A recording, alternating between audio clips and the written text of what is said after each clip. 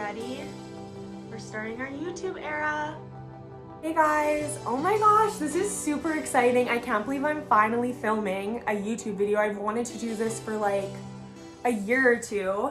My name's Paige. If you don't already follow my Booktok or Booksta, same, different names, pages of books. TikTok just has an extra S. So you may have been following me for the past 2 years, so I'm not new to like the Booktok, Booksta world. If you start following me now, I've actually been a part of a different page called Turn the Page, which is no longer active. I'm on my solo journey here in my book girl era, which is super fun and super cool. And yeah, I'm just so excited to be starting YouTube.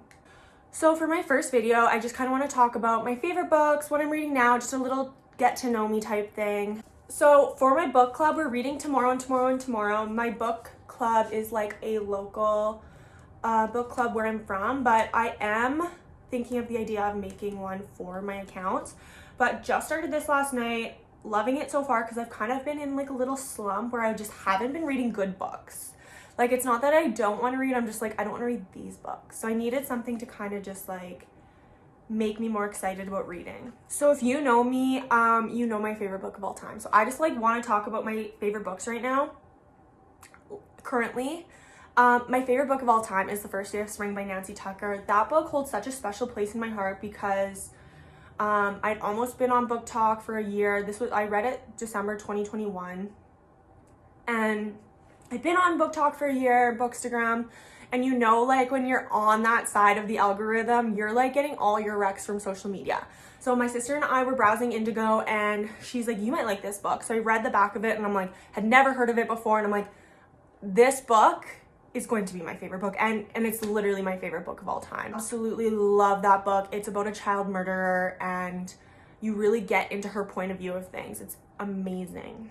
Ugly Love by Colleen Hoover is one of my absolutely favorite books ever. It is the first book, not the first book, but the first book in a very, very long time in my life to have made me feel the things I felt. Like, I literally was literally ugly crying throughout this book.